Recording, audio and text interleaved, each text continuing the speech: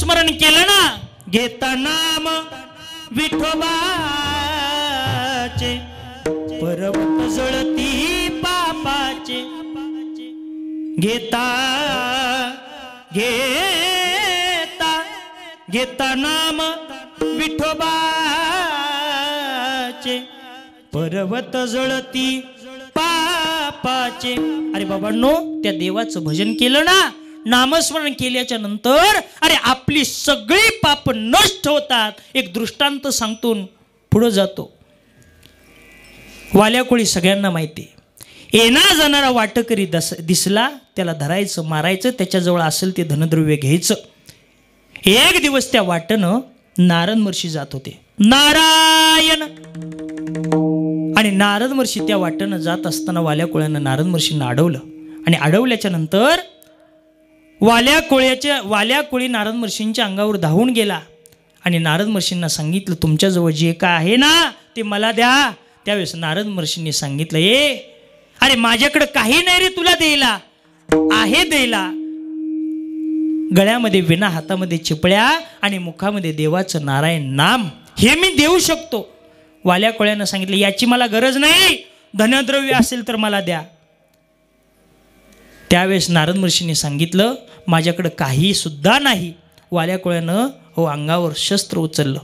त्यावेळेस नारद महर्षी म्हणतात, अरे वाल्या, तुला मला मारायचं असेल तर मार, पण मारायच्या अगोदर मी एक गोष्ट सांगतोय तेवढी लक्षात घे. अरे कुणासाठी एवढं पाप करतोयस? बायका पोरांसाठी.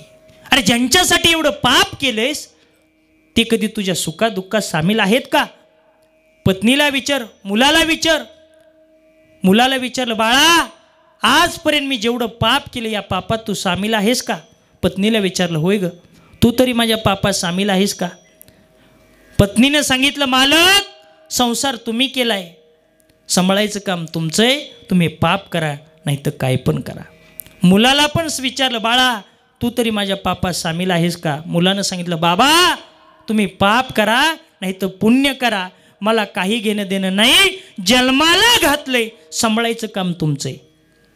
वाल्याकोळी डसा डसा नारद महर्षींच्या जवळ येऊन रडू लागला आणि नारद महर्षींचं दर्शन घेतलं. आणि दर्शन घेतल्याच्या नंतर वाल्याकोळी नारद महर्षींना म्हणतोय, आता या देहाचं काय करायचे ते तुम्हीच करा. त्यावेळेस नारद महर्षींनी सांगितलं, मी तुझ्या देहाचं काय करणार नाही, या तुझ्या देहाचं तुझं तुलाच काहीतरी केलं पाहिजे. काय करू? म्हण राम. राम म्हणाय गेल्याच्या नंतर राम म्हणाय येत नव्हते, एवढं पाप त्या वाल्याकोळ्याचं झालं होतं. राम म्हणाय गेला की मरा म्हणायचा, राम मरा. नारद महर्षींनी राम म्हणले की हा मरा म्हणायचा. नारद महर्षींनी सांगितलं, तू मराच म्हण.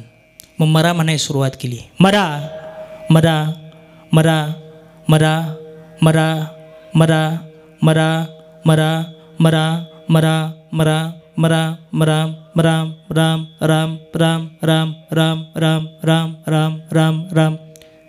कोळियाची कीर्ती वाढली गण, कोळियाची कीर्ती वाढली गण, कोळियाची कीर्ती वाढली गण, कोळियाची कीर्ती वाढली गण, कोळियाची कीर्ती वाढली गण, कोळियाची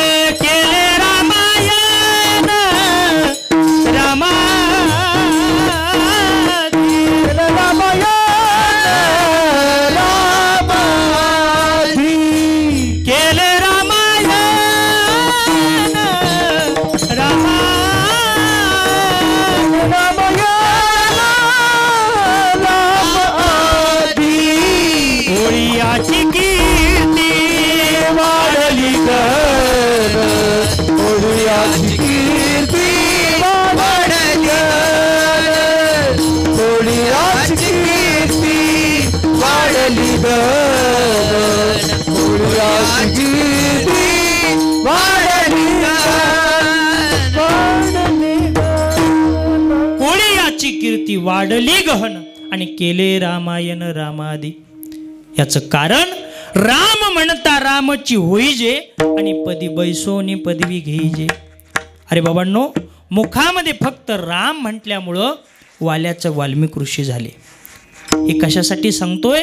अरे त्या देवाचं नामस्मरण केल्याच्या नंतर आपल्या जीवनातलं सगळं पाप निघून जातं. म्हणून महाराज म्हणतात, नामसंकीर्तन साधन पै सोपे, जळतील पापे जन्मांतरीची. जन्मांतरीचं पाप नष्ट होतं. ऐका, पण ते कशानं? त्या देवाच्या नामस्मरणानं. आणि ते नाम घेताना इकडं तिकडं जायची गरज न लगती. सायास जावे वनांतरा. वनात जायची गरज नाही. वनात जायची गरज न लगती. सायास जावे वनांतरा. सुखे येतो घरा नारायण. नाम घेण्यासाठी कुठं हो न लगती सायास करायला लागत नाहीत, वनात जायला लागत नाहीत. हो, एक दृष्टांत सांगतो. वनामध्ये गेल्याच्या नंतर देव भेटत नाही. पुराणामध्ये जळभरत नावाचा राजा होऊन गेला. त्याच्या दाढीचा पांढरा केस त्याला दिसला. त्या जळभरत नावाच्या राजानं विचार केला, आपलं आयुष्य आता घटत चाललेलं आहे, आपण नामस्मरण करण्यासाठी कुठंतरी जंगलामध्ये जाऊया. म्हणून तो असणारा जळभरत नावाचा राजा जंगलामध्ये वनामध्ये आला आणि नामस्मरण एका तळ्याच्या काठी झोपडी बांधली आणि त्या तळ्याच्या काठी त्यानं नामस्मरण करायला सुरुवात केली. नामस्मरण करत असताना रोज उठायचा, नामस्मरण करायचा. जय जय राधा रमण हरी बोल, जय जय राधा रमण हरी बोल, हरी बोल हरी बोल, हरी हरी हरी बोल. जय जय राधा रमण हरी बोल, जय जय राधा रमण हरी बोल. तो जळभरत नावाचा राजा रोज सकाळी उठायचा आणि त्या तळ्याच्या काठी नामस्मरण करायचा. एक दिवस एक गर्भवती हरीण पाणी पिण्यासाठी त्या तळ्याच्या काठी आली. आणि तळ्याच्या काठी आल्याच्या नंतर पाणी पित असताना तिच्या कानावर वाघाची डरकाळी ऐकू येते. त्या हरणीला असं वाटलं, आता वाघ येणार मला खाणार, वाघ येणार मला खाणार. या अवस्थेमध्ये तिच्या पोटामध्ये असणारा गर्भ पाण्यातच पडतो. ती स्वतःचा जीव वाचवण्यासाठी त्या स्वतःच्या बाळाला पाण्यात सोडते, निघून जाते. प्रत्येकाचं तसंच आहे. प्रत्येकाला प्रत्येकाचा प्राण प्रिय असतो. मी जर इथल्या वनकोसावड्यातल्या लोकांना जर म्हटलं, एकाला म्हटलं, काय नाही बाबा तू खूप छान आहेस, तू माझ्याबरोबर वरती चल, तुला कड्यावनं खाली टाकतो, याल का तुम्ही? तुम्ही म्हणाल बुवा तुला नेतून तुला खाली टाकतो. पण तुम्ही येणार? प्रत्येकाला प्रत्येकाचा प्राण प्रिय आहे. कुणाला मरण आवडत? तसं त्या हरणीनं स्वतःचा जीव वाचवण्यासाठी आपल्या उदरातला गर्भ पाण्यात सोडला. प्रत्येकाचं तसंच आहे. एकदा बादशाला असा प्रश्न पडला. बादशाह म्हणू लागला, प्रत्येकाला प्रत्येकाचा प्राण प्रिय असतो का? आता बिरबल चतुर होता. बिरबलानं सांगितलं, हो महाराज, प्रत्येकाला प्रत्येकाचा प्राण प्रिय आहे. काहीतरी प्रूफ दाखवलं पाहिजे. त्यावेळेस बिरबलानं सांगितलं, महाराज तुम्ही माझ्याबरोबर बागेत चला. बागेमध्ये एक मोकळा हौद होता.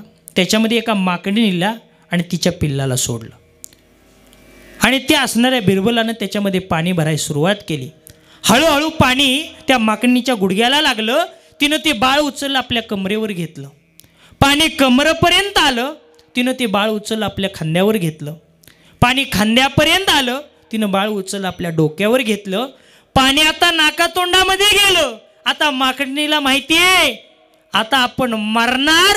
तिनं स्वतःचा जीव वाचवण्यासाठी डोक्यावरचं बाळ पायाखाली घेतलं आणि त्याच्या उभी राहिली. कशासाठी? तिचा स्वतःचा जीव वाचवण्यासाठी. तसं आहे, प्रत्येकाला प्रत्येकाचा प्राण प्रिय असतो. त्या गर्भवती हरणीनं स्वतःचा जीव वाचवण्यासाठी आपल्या उदरातला गर्भ पाण्यामध्ये सोडला. हे दृश्य पाहिलं त्या जळभरत नावाच्या राजानं. आणि राजानं पाहिल्याच्या नंतर राजाच्या मनामध्ये दया उत्पन्न झाली. राजा पळत पळत आला. पाण्यामधलं पाडस उचललं, त्याला पुसलं, धुतलं, त्याला खाऊ घातलं आणि त्याला बागेत खेळायला सोडलं. राजा आला कशासाठी होता? नामस्मरण करण्यासाठी. जय जय राधा रमण हरी बोल, जय जय राधा मन हरी बोल. आणि नामस्मरण करत असताना अनेक दिवस निघून गेले. पण जसं हरीण ते पाडस राजाजवळ आलं त्या दिवसापासून राजानं सकाळचा नित्यनेम विसरून गेला. राजा सकाळी उठायचा, ते पाडस घ्यायचा, त्याला धुवायचा, त्याला खाऊ घालायचा, बागेतून फिरवायचा. असं करता करता करता अनेक वर्ष निघून गेली. एक दिवस त्या राजानं नामस्मरणच बदललं. राजा म्हणत होता, जय जय राधा रमण हरी बोल, जय जय राधा रमण हरी बोल. आता राजानं नामस्मरण बदललं. जय जय राधा रमण हरी न बोल, जय जय राधा रमण हरी न बोल, हरी न बोल, हरी न बोल, हरी न हरी न हरी न बोल. एवढा त्या हरणाचा त्याला छंद लागला, एवढा ध्यास लागला. एक दिवस हरणांचा कळप त्या वनामध्ये आला आणि त्या हरणांचा कळप त्या असणाऱ्या पाडसानं पाहिला. हे तर आपल्यासारखे दिसत आहेत. त्या कळपामध्ये ते हरिण मिक्स झालं, सामील झालं, निघून गेलं. इकडं राजाची शोधाशोध सुरू झाली. संपूर्ण जंगल पाहिलं पण हरिण कुठं सापडलं नाही. राजाचा पर्वकाळ जवळ आला. मरताना फक्त एकदा राजा हरिण म्हटला. मरताना फक्त एकदा राजा हरिण म्हटल्यामुळं त्याला पुढचा जन्म हरणाचा घ्यावा लागला. म्हणून नलगती सायास जावे वनांतरा. वनामध्ये जायची गरज. अरे बाबांनो, तो भगवान परमात्मा आपल्याकडं सुखे येतो घरा नारायण. तो भगवान परमात्मा आपल्याकडे येतो. अनेक संतांकडे तो भगवान परमात्मा आलेला आहे. वनामध्ये जायची गरज नाही, सायास करायची गरज नाही. तो भगवान परमात्म्याकडं तुम्ही जर नामस्मरण मनापासून जर केलं तर तो भगवान परमात्मा आपल्याकडे आल्याशिवाय राहणार नाही. कितीतरी संतांकडे तो भगवान परमात्मा आला. एक दृष्टांत सांगतो ऐका. ज्या वेळेस कुर्मदासांचा उद्धार झाला आणि जगाचा मालक ज्ञानोबराय आणि नामदेवराय कुर्मदासांचा उद्धार करून येत असताना देवानं सांगितलं, नामदेवरायला ज्ञानोबरायला सांगितलं, शेजारीच एक आरण म्हणून गाव आहे, या गावामध्ये माझा एक लाडका भक्त राहतो, त्याचं नाव आहे सावता.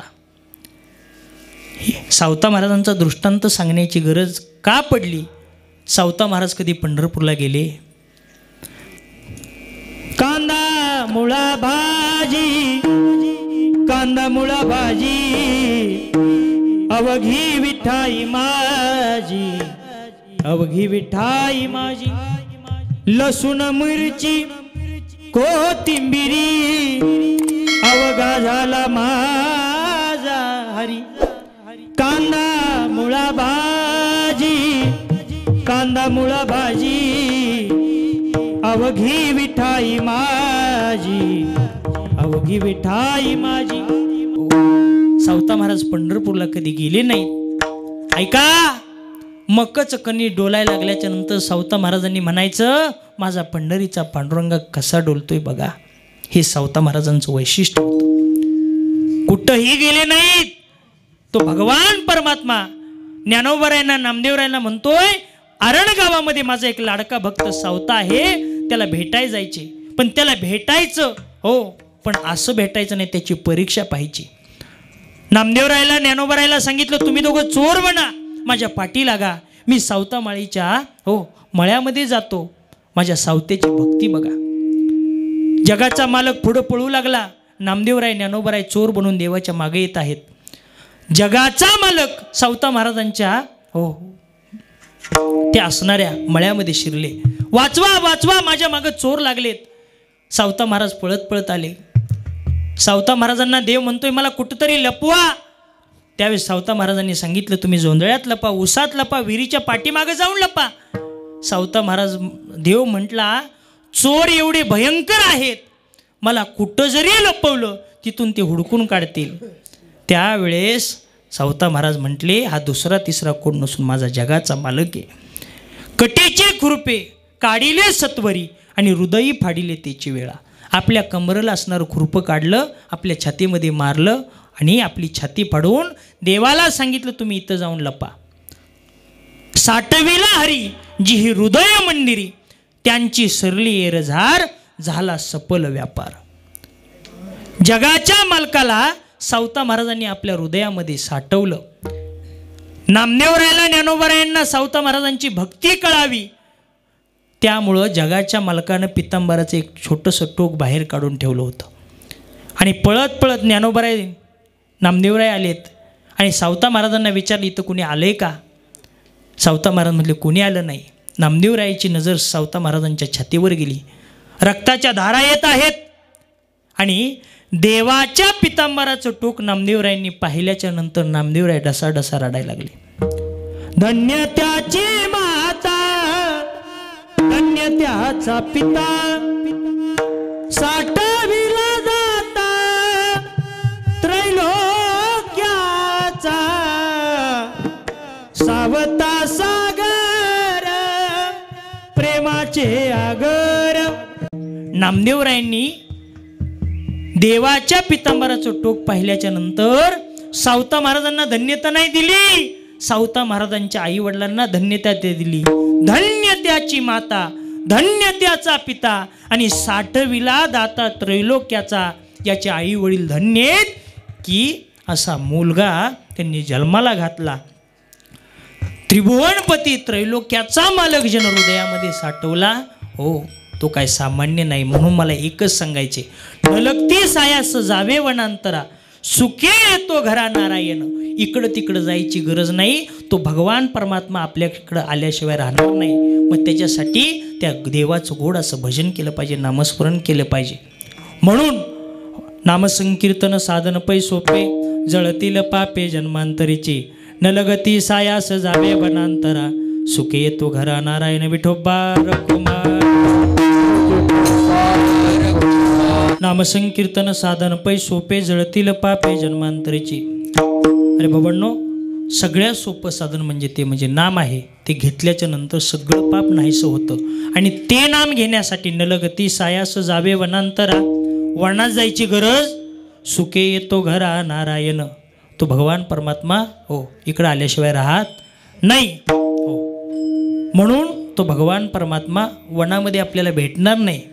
हो, ती तुम्ही हो तिकडं जाऊ पण नका. ऐका, म्हणून नलगती सायास जावे वनांतरा, सुखे येतो घरा नारायण. अभंगाच्या 3ऱ्या चरणात म्हणतात, ठाईचं बैसुनी करा एक चित्त, आवडी अनंत आळवावा. रामकृष्ण हरी विठ्ठल केशवा, मंत्र हा जपावा सर्व काळ.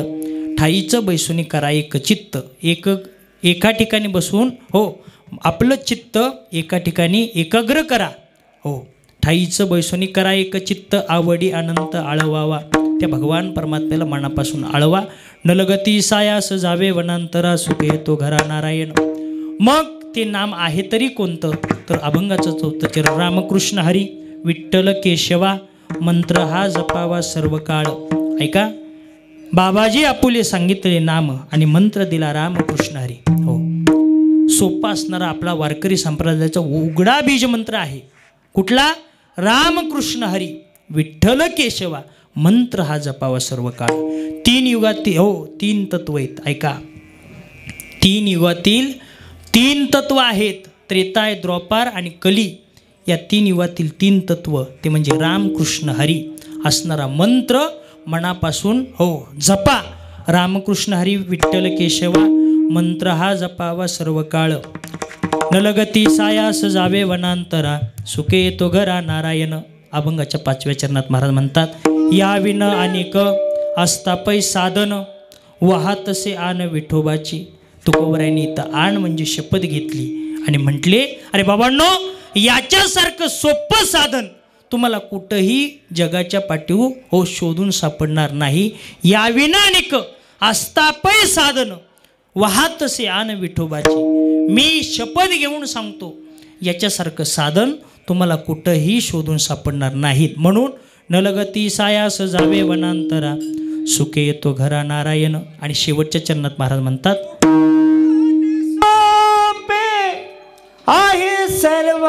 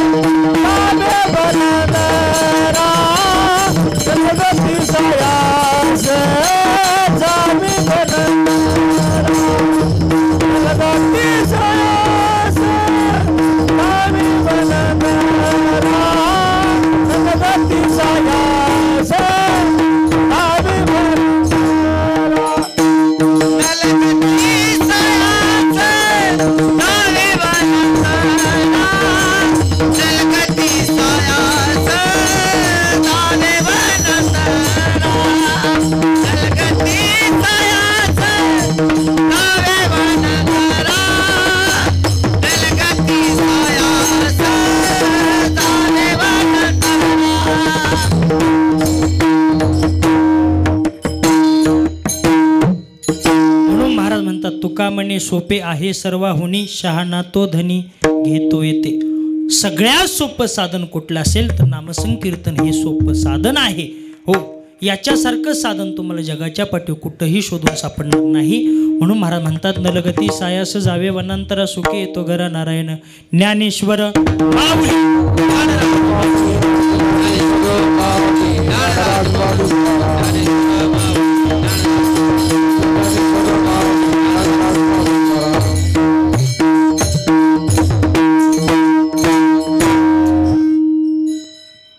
या ठिकाणी गोड अशी मृदंगाची साथ ज्यांनी दिली ते आदरणीय या आपल्या पश्चिम महाराष्ट्रातील नव्हे तर महाराष्ट्रातील ख्यातनाम मृदंगवादक केशवजी महाराज कुंभार यांच्या चरणी ही सेवा समर्पित करतो. त्याचबरोबर गोड असे गायनाचार्य आहेत, बीडवरून आपल्या या कार्यक्रमासाठी उपस्थित आहेत. ते आमचे भीष्मराज महाराज कृष्णा महाराज असतील, त्यांच्या चरणी ही सेवा समर्पित करतो. माझ्यावर आलेले या सातारा जिल्ह्यातील एक सुप्रसिद्ध मृदंगवादक, महाराष्ट्रातील ख्यातनाम मृदंगवादक तबलावादक आदरणीय योगेशजी महाराज सुतार, त्याचबरोबर जयघोष चॅनलचे असणारे मालक ते स्वतः आहेत योगेश महाराज. त्याचबरोबर त्यांचे सहकारी, त्यांचे परममित्र वैभवदादा असतील. त्याचबरोबर माझ्यावर आलेले आमचे चुलते गणेश लोहार मानेसाहेब आबा असतील. यांच्याच्याने ही सेवा समर्पित करतो. खूप आनंद वाटला. यथामध्ये यथावका संकल्पित वेळामध्ये मी माझ्या अभंगाचा भावार्थ तुमच्यासमोर मांडला. ओघाओघाने एखादा जर शब्द जर चुकून तुम्हाला काय गेला असेल तो माझा मला परत करा. जाता जाता एक गोष्ट सांगून जातो, सर्वांनी आनंदानं जीवन जगा. हे जीवन पुन्हा पुन्हा नाही, मी मगाशी पण सांगितलं. माझ्या भावा बहिणीनो तोल सावरा मनाचा वैर धरुनी कुणासी राग मानूने कुणाचा नाती रक्ताची असूनी सूड भावना पेटली माणसाच्या पोटातली दया माया काटली जाब कोणास मी द्यावा किती किती मरणाचा माझ्या भावा बहिणीनो माझ्या भावा बहिणीनो तोल सावरा मनाचा वैर धरुनी कुणासी राग मानूने कुणाचा. सर्वांनी जीवन चांगलं जगा, कुणी कुणाशी वैर करू नका. आज माणूस इथं चांगला आहे तर उद्या कुठं जातो आपल्याला कळत नाही. म्हणून सर्वांनी सुंदरपैकी जीवन जगा. झालेली कीर्तनरूपी सेवा तुमच्या असणाऱ्या जगदंबेच्या चरणी समर्पित करून सेवेला पूर्णविराम. विठ्ठल जय जय.